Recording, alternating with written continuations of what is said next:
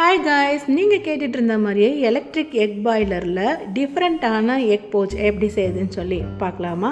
அதுக்கு முன்னாடி welcome back to our channel Sara's world.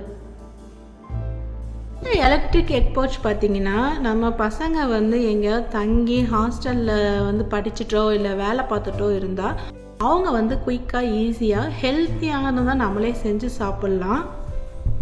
அதில் ஆயில் கொஞ்சம் தடவிட்டு எக்கை பொத்து ஊற்றிக்கலாம். இதுலேயே கொஞ்சமாக மிளகாத்தூள் தூவிக்கணும், கொஞ்சமாக உப்பு தூள் தூவிக்கலாம். நான் வெங்காயம், பச்சை மிளகா, கொத்தமல்லி, தக்காளி எல்லாம் கட் பண்ணி மிக்ஸ் பண்ணி வச்சுருக்கேன். அதை கொஞ்சமாக தூவிக்கலாம். இதுலேயே நீங்கள் இன்னும் கேரட்லாம் இருந்தால் கூட தூவினா கொஞ்சம் ஹெல்த்தியானதாக இருக்கும். இது ஏற்கனவே நான் எலக்ட்ரிக்கில் எப்படி பாயில் பண்ணணும்னு சொல்லியிருக்கேன். ஃபஸ்ட்டு தண்ணி சேர்த்துட்டு அதுக்கு மேலே தட்டை வச்சு இதை வச்சு நல்லா அப்படியே மூடி விட்டுட்டு நம்ம இந்த பட்டனை ஆன் பண்ணால் போதும். இந்த பட்டன் ஆட்டோமேட்டிக்காக ஆஃபும் ஆகிடும். ஆஃப் ஆனதுக்கப்புறம் நீங்கள் ஓப்பன் பண்ணி பார்த்தீங்கன்னா அப்படியே சுட சுட எக் போச் ரெடி. நம்ம இப்படியே கூட சாப்பிட்லாம். நான் இது கூட இன்னும் ஈஸியாக இதில் மசாலா மாதிரி செஞ்சு எப்படி சாப்பிட்றதுன்னு சொல்லி சொல்கிறேன். நம்ம எக் போச்சை அழகாக ஸ்பூனை விட்டு எடுத்திங்கன்னா வந்துடும். அதை கொஞ்சமாக ஆயில் சேர்த்து ரெண்டு பக்கமும் கொஞ்சம் ஃப்ரை ஆகிற மாதிரி ஃப்ரை பண்ணி எடுத்துக்கலாம்.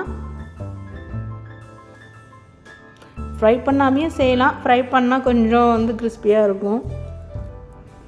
ரெண்டு பக்கம் திருப்பி போட்டு ஃப்ரை பண்ணி எடுத்துக்கணும்.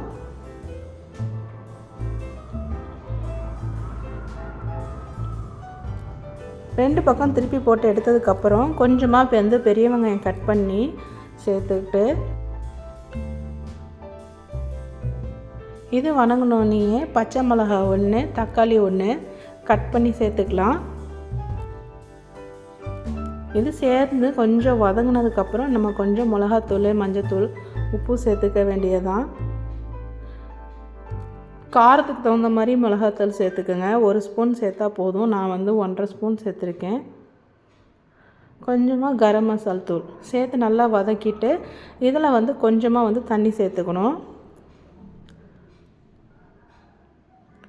உப்பு தேவையான அளவு சேர்த்துட்டு கொஞ்சம் அந்த ஸ்மெல் போகிற வரைக்கும் கொதிக்க விடணும். நல்லா இது கொதிக்க விட்டதுக்கப்புறம் பார்த்திங்கன்னா நல்லா மணமாக வந்துடும். மேலே திரிஞ்சு எண்ணெய் திரிஞ்சு வரும்.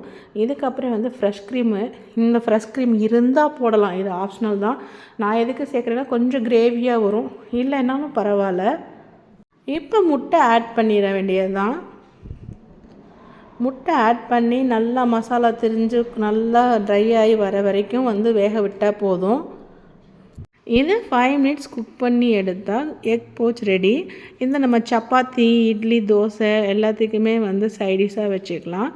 இதை பார்த்தா நீங்களும் ட்ரை பண்ணி பார்ப்பீங்கன்னு கண்டிப்பாக நினைக்கிறேன். அப்படி இந்த வீடியோ உங்களுக்கும் பிடிச்சிருக்கு அப்படின்னா மறக்காமல் லைக் பண்ணி கமெண்ட் பண்ணுங்கள். நெக்ஸ்ட்டு வீடியோவில் பார்ப்போம். பாய்.